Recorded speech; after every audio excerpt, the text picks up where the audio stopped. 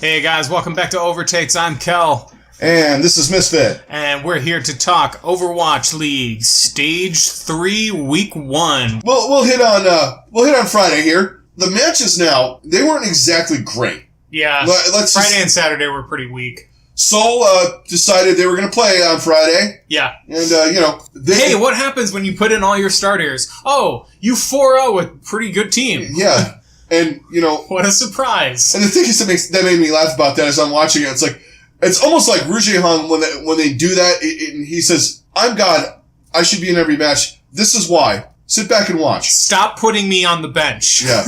I mean, in that match, and when you have that team, when they have that A game, the A team, whatever, their team in there, they're impossible to beat.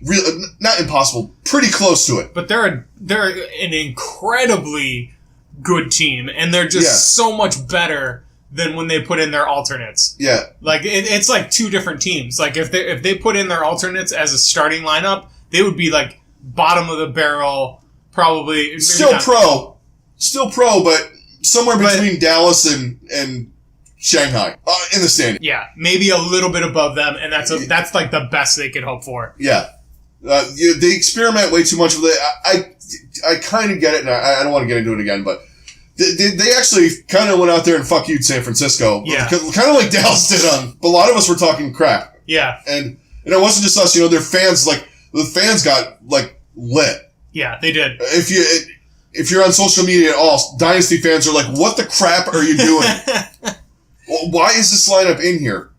And I think they're just let's show them what we got. They need to do what New York does and just put out their best lineup at all times. Maybe and one or two guys here and there. And but you need to have Jae Hong, you need to have Fleta, you need to have Toby. Those guys need to be in at Miro all and Zumba. Times. And you can put in they put in Wakid a couple of times, and he did great on Junkrat instead of Munchkin. But it's stuff like that. Look at the teams that are at the top. Even London to an extent now, they're not doing as much as that split squad stuff as they were. Yeah. They're keeping it simple. Maybe we have other guys scouting, but, they have a core lineup. They don't just play... The first match of the week, Seoul just played Fleta, and they played Miro. Yeah. Yes, it's a lot of games to play, or a lot of matches to play a week.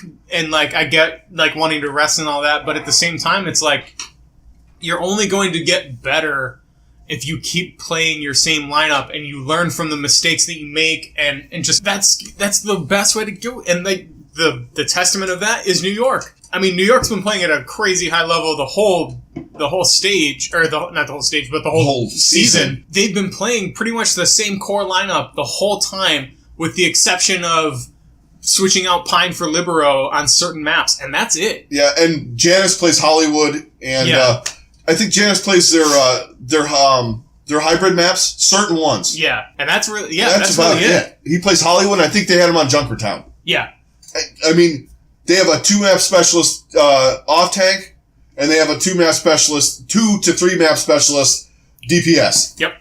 That's it. That's it. And they have just gotten continually better week in, week out, and are now just playing at such a crazy high level that I don't know if anyone can beat them. No. But there will be an occasion. There's always an occasion where someone loses. Yes, for sure. When the money's on the part table, of playing the pros. Yeah.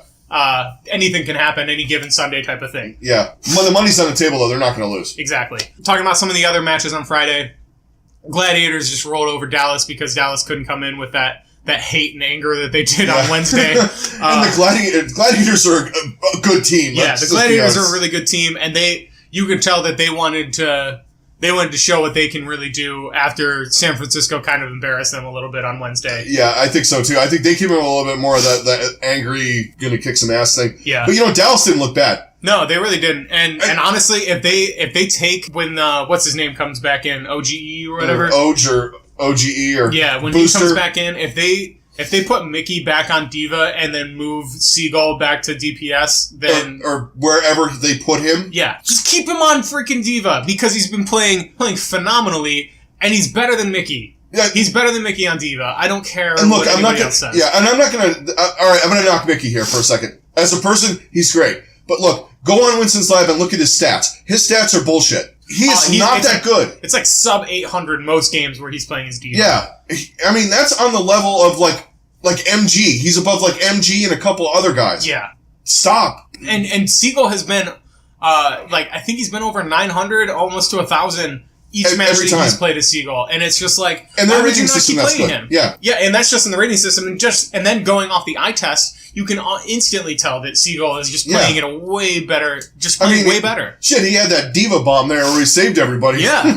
Why wouldn't you want Siegel playing? Because he's a great influence on your team. He's just he's a super positive, awesome guy. And he's smart. He's really smart. Like, you want game that guy playing. And I'm not saying Mickey doesn't have game intelligence, but, But when you have a guy like Siegel, which one are you going to pick? You pick that guy. Yeah. You pick Siegel. And he's one of those guys that they want to be the face of the league, and they want him to be one of those prominent people because he has so much attention from his stream and all that stuff. And that's the guy that should be your poster boy. Yeah, absolutely. He should be the guy that's in there. You can use Mickey still, but you use him like in the, when you need a Roadhog. Yeah. Booster needs a break. OGE, whatever his name is. Yeah. Booster. I have no time for that guy. I don't care if he's on the highest level of Winston. He's better than Jester, Fissure, and every other Winston player combined. I have no time for that shit. Yeah. Booster's his name. Anyway. But Mickey can still play. In that diva role, at this point, you gotta have Siegel play. Right. And then also trying to move Siegel back to DPS, there's no fucking point. You have like 4 other DPS on your team. That are better. A, that they're better, and then B, there's no reason. There's no reason to not play him on D.Va. It's mind-boggling, and I'm so sick of Kai. Yeah. I want to set his hair on fire. This is also rewind about 5 minutes and listen to how we talked about New York. That's what they need to do. Yes, that's pretty much it. Agreed. Like we said about Seoul, same thing with them. Yeah, and it needs to be Rascal in effect. That should be your main DPS. Bring AKM in when you need him. AKM when you need him use him like Pine. Yeah, basically. When you need a soldier or you need a widow. Yeah. Because he's got a good he's a little more flexible than you would get from Pine. But in that scenario. Yeah. So in this map set, you would play him on Numbani. Yes. You play him on Numbani. You probably play him on Ilios because he has a widow and he can switch him with Crate. Mm-hmm. Stuff like that. That's what you need to do. And when you're running Junkertown, you bring Mickey in on the Roadhog. Because then if you need to switch to D.Va, he can switch back up to D.Va. Right. That's it. But even then, I would still rather have Siegel playing Roadhog than switching back to D.Va. That's true. But what I'm saying is if you want to get him in. No, I feel that. But that's just... It's so frustrating that it's like, these are such simple things that they're just like, oh, let's overthink it. And let's Dallas it. Yeah, exactly. So enough of our rant about Dallas. Let's move on to the other match. Let's add fuel to it. Oh, God. Add fuel to the fire? No, that wasn't even that good. That was terrible. That was worse than a dad joke. Sorry, guys. So let's move on to Saturday, please. Well, we'll dabble just a little touch on the LA just demolishing Shanghai, but I don't think anyone saw that. Shanghai kind of disappointed me a little bit. Yeah. I think they're still trying to get their stuff together. I know. It's hard to get mad at them, but I was just like, come on, guys, do something. Right, please. But, I mean, at the same time, this is a new look Valiant team, and they are out for blood right now. And I think they saw everyone kind of talking all this shit about them being a dumpster fire and just being this terrible team, and they're just like, nah. We got to show you guys something. And apparently they knew something we didn't. Yeah, no kidding. That they had. It's like, hey, we have one of the best divas in the league, and then we also had the best diva player in the league just sitting on our bench. Yeah. So we cut that guy, and then this guy's gonna play now, and he's gonna be an absolute dominator. And then these other guys that we brought in are gonna be pretty damn good too. Apparently, sitting out in front of In-N-Out Burger in the rain did agility some good too. I'm sorry. I know they try to explain that shit, but that was just fucking weak. I'm sorry. I can watch Kareev and fucking Fate go fishing. I've talked about it. If you haven't seen that, dude, that's so fucking good. It's just like, Kareev is having none of it.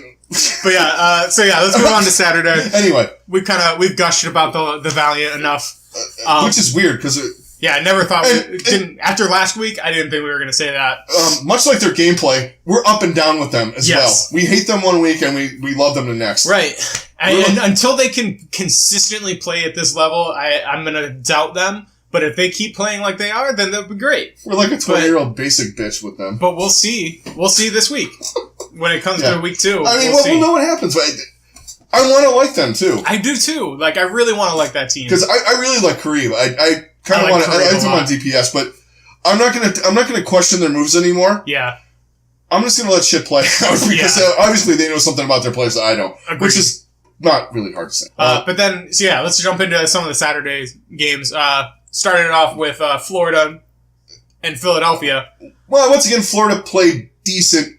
They were, I don't know, they played better against New York than they did against Philly. Yeah, but like we said, they got a shit draw to start this thing. Unbelievable. You're playing New York, then you're playing Philly, then you're playing London in your next game. Yeah, I mean, the only break they get is Boston, and the only reason why they got a break with Boston is because Dreamcasper situation. Because Boston probably, I mean, the way Boston was playing. Yeah, I mean, Boston probably would have steamrolled them too. And that's 4 losses right off the rip. But that'll probably play out a little differently next week. This was the game where we really saw what Say a Player can do. Yeah. Ooh. Oh, man. He went off. That was... Well, and the one thing when we did our previews, the one thing that Mayhem have trouble with is Carpe. You figured out how to neutralize Carpe a little late in the match. Just put Say a Player up against him on the Widow, because he just absolutely harassed the shit out of him. Yeah, he did. The 13 eliminations on the first point of 66, 7 of them were Carpe. I mean, I think there was because Carpe did start playing McCree, but I think there was a certain point where it was like, Carpe was like, you get that, I'm still coming out, fuck you, right. I gotta get him at least once. Right. Just gotta get him once. And then I'll switch. Right. I gotta take care of my business. This motherfucker just keeps getting me. Yeah. We've all been there against that one guy that just, like, especially for whatever reason, just constantly focuses you. And that's exactly what Carpe experienced against Say a Player. And it was kind of hilarious. It was kind of hilarious because finally someone harassed Carpe. Right. Now, somebody finally gave Carpe a dose of his own medicine. Yeah. But Philly looked good in this match. Yeah, Philly looked really good. They're just they look good. And I like Snillo in there. I like the Snillo Carpe and run EQO or Shadowburn on the chance where you need them for the projectile, where you need a Genji or a Pharah. But their primary lineup should definitely be Snillo and Carpe, because Carpe just week in, week out continues to show why he is one of the best DPS players in the league. And he's right up there with the level of top 5, honestly. Yeah. Just because his hero pool is huge, and I don't think anybody expected for him to have such a large hero pool. Especially because everyone thought he was a tracer specialist. Who dabbled in Widowmaker play with sick headshots. Yeah. I don't think anyone saw coming that he was going to be that good at so many different characters. Yeah, because he played Sombra really well. Mm-hmm. He played McCree really well. I mean, they're all hit scan, but still, they're like, that's like, if you get 4 different characters to learn how to play, that is them. Exactly. He was just amazing, and I like their tanks and their supports. They're not flashy, but they get the job done so well. The one exception to that, I would say, is Boombox. Oh, yeah. Continues to just be an absolute monster. Oh, man, he got Logix once in this match. Yeah. Logix was trying to just sneak the pulse bomb and kicked him in the face. Just like, bang. And just, I like Boombox a lot. I think he's right up there. I would say he's probably right behind Sleepy. As far as Western Zens, he's up in the top. He's 2 after Sleepy. Sleepy's number 1. He's like 1A or 1B. But like those 2 are incredible. And huge shout out to Boombox. That dude has been playing at a really high level. And pretty much the whole season, but like the last couple weeks, he has really stepped up his game. Yeah, lest some of you guys forget, because I know a lot of people didn't watch the World Cup. He was one of the first right click lethal Zenyatas. Mm-hmm. I mean, he's like one of those guys that started the whole thing with the Zen. Right. Because, I mean, you had to have Zen in there because... you need that ult. You need the ult. Anything. So why not make him work on the DPS side, too? So... The ult in the Discord. I mean, these guys' Discord is massive. Yeah. I couldn't even imagine playing Jonak. That's like, or Boombox or any of these guys. Yeah. You step out of spawn, your Discord, and then you're dead. Right. Boombox, just you come around the corner and it kicks you right in the teeth. Or sometimes they don't even get the Discord on them because they're just, I'm just going to charge this up, and 5 orbs in your head. Bye. Yep. Especially with that, as soon as you get that diamond around, because when I watch those guys play, as soon as you get like the diamond around to shoot the Discord, they already have 5 orbs gone. Oh, yeah. Then the Discord's there in case I miss. Yeah. Exactly. Or it's a tank. So I hit them with 5 Discord, and now they're dead. Yeah. But yeah, Philadelphia, they're gonna remain at the top. It's gonna be hard, especially the Outlaws are playing better. You know, the Gladiators are good.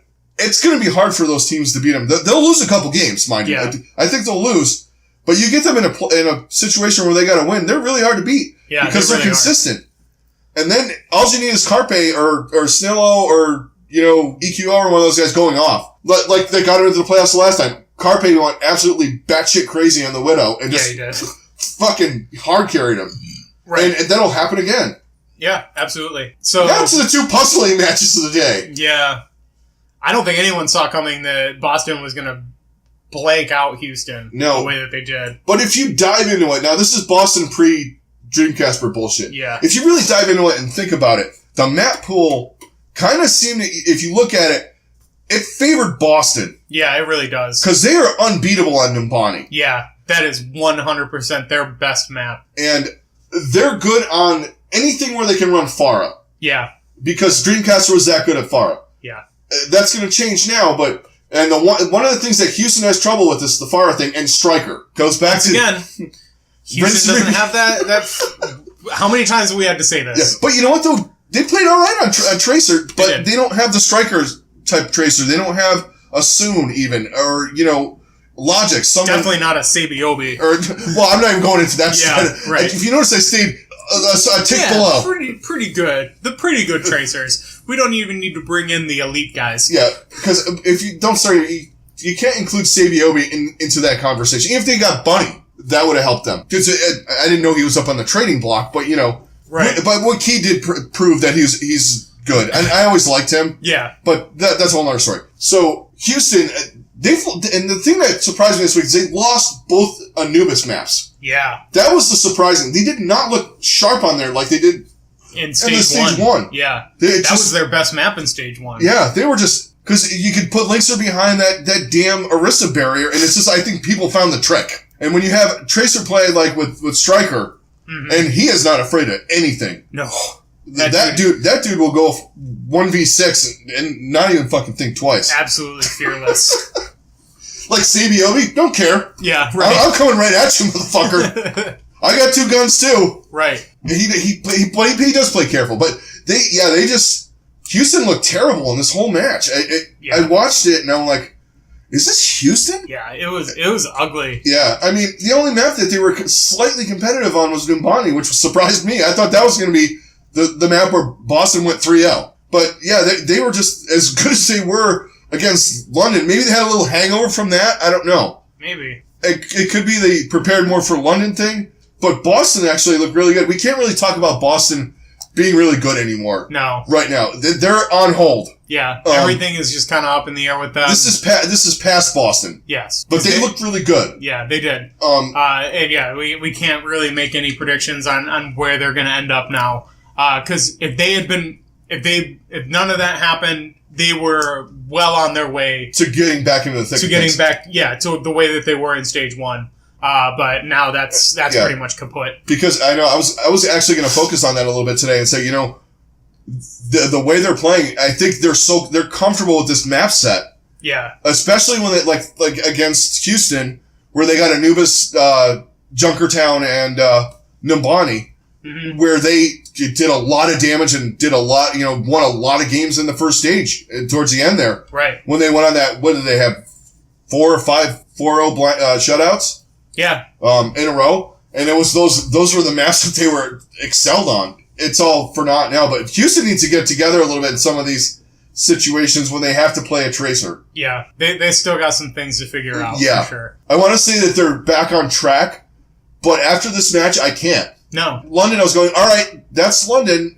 They beat London. They beat them twice before, but you know what? They beat, top 3 team in the league. They're getting back to where they were. Especially, I'm like going into Boston. I'm like, all right, they got this thing rolling again. They know where they're at. They're good with the maps that are on here and everything. They just did not perform at all in this one. They really didn't. It was a really disappointing performance from Houston. Yeah. But let's move on to the last match of the day. We had New York curb stomp London. Yeah. I mean, an absolute That was a back alley beatdown, man. Yeah. They fucked them up, man. There is no other way to put that. No. That was just seriously New York just going, this is what we do.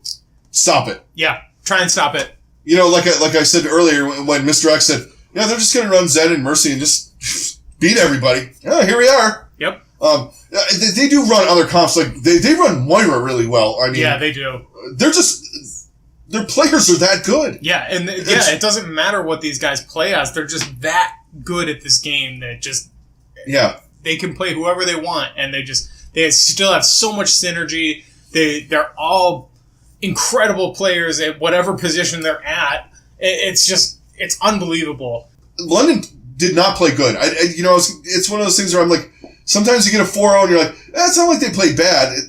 No, London played very poorly. But at the same time, New York just played so much better that London played. It's not like London was playing garbage, but that's just how good New York was that it made London look like they were playing like garbage. Yeah, and New York is back to that taking it to people thing. Yes, a lot of times they were like, it seemed like in the last stage, it's not like they played bad. The last stage, they won the whole thing, but they were kind of doing more of the passive. Yeah, they're just like taking it to people, and like teams like London that want to set up, and like Florida that want to set up, they're just you better be ready right this second now. If you're not ready right now, it doesn't matter. You are done. They seem to figured out Junker or Blizzard Road pretty fast. Yeah, they did. Wow. And they were like, oh yeah, we don't know what we're doing on it. They beat Florida 2-1 and they 1-0 Spitfire. Yeah. This is going to be a map where, like Junkertown, where you rarely see the end. Yeah. You're not going to see a lot of big back and forths on this one. Yeah, I feel like more so than any other map, this is going to be one where it's going to be like 1-0, 2-1, that kind of thing. I think they need to take that map and that second spawn room, they need to move that back a little bit. On point B, that's way too close. It's just, the spawn rooms are just real wonky for that second point. I think for the first point, it's fine. Yeah. I think that's absolutely appropriate. But the way that it's set up, as far as spawn room, it's on defense, defense is weird, and that just in general is just the spawn rooms are just real wonky, and then it is just the way it completes as well, of like not having a gate or anything, where it's just like, oh yeah, it just goes right into the next part. It's just very it's kind of weird. Yeah, you think, come on, you made the whole stylistic map, and it's great. I love just fucking around on the map and just like looking at all the crap. Yeah. But you couldn't have put a turnstile in there like in a fucking amusement park? Come on, like doors that open into the cathedral? Yeah. Like giant cathedral doors, guys? Come on. Deckard Cain statue? Yeah, please. At least have him talking when you go in there. Just as soon as you open those doors, stay a while and listen. Well, they pretty much stay a while and listen on point B because... that spawn room's too close. Yeah, agreed. I get it on the last point. The defense spawn room should be close. Yes. I get that. That makes a more interesting map. That second, where it is on that side, there's a couple of walls there, but that actually helps them out coming out of the spawn. Yeah. More. Because the tracer can split off and go back around, and then your tanks can just come in through that on the when you're coming out of the spawn on the left side. And you're just immediately in front of the cart, and Tracer and your flankers are immediately behind the cart. Right. It just, I don't like the way it's set. Yeah, it definitely could use some tweaks. And for a team like New York, that's just, you're not gonna do it. No. Well, and not that they even get that far anyway. Right. I mean, New York... Because the way that these guys play defense on the first point is... it's like nothing I had seen before. See, I like that first point because it's weird. Yeah. I like the way I do like that too. I really appreciate the way that that's set up, especially for the way that these guys will approach it. I hate it in quick play. I despise playing on this map, by the way. But I like playing on this map because I'm fucked up, and I like fucked up maps for some reason. No, I just like I like the way they're approaching it too, and we saw some of it in this match. The roundabout way of getting to it. They're coming up the right-hand stairs instead of going through that big choke with a Farah. Yeah. I kind of like that. Yeah, New York just absolutely obliterated London, and there's no other way to say it, honestly. We'll dive more into the Blizzard World stuff. Yeah, I'm sure we'll our preview. We'll bitch and complain more about it. We'll dive into it like a little bit because we did see more of it when we preview next week. We'll get into who we think is going to do better on it. Yeah, agreed. Besides New York, on every map. Yeah, ever no created, kidding. Even the new one. They already got the new one figured out, guys. I'm sure done. they do. They haven't even seen it yet, and it's done. Right. Speaking of that we're wrapping up. Stick around tomorrow. On Tuesday, we'll be doing some stuff with Retribution / Uprising. Yes. Moving into Tuesday, everybody's excited about it. That including us. Maybe we'll even go into running around the map on the PTR and that kind of stuff. Hit us up on Twitter and Twitch and all that stuff. Don't forget about the contest, guys. We're up to 31 subscribers as of today, so we got a lot more to go, but I mean that's been pretty good progress, and just keep spreading the word, guys. It's been awesome, and definitely keep giving us your support, and we really appreciate everything you guys have done for us so far. We do appreciate all the subscriptions, all the comments, all the back and forth. Don't forget about clicking down on that High Noon contest. Yes. We'll give you the standings on Wednesday for our preview before the matches. Thanks for all the support, guys. Keep it coming. We'll be on Discord and all that. You guys have a good one. See you for Retribution Uprising. Later.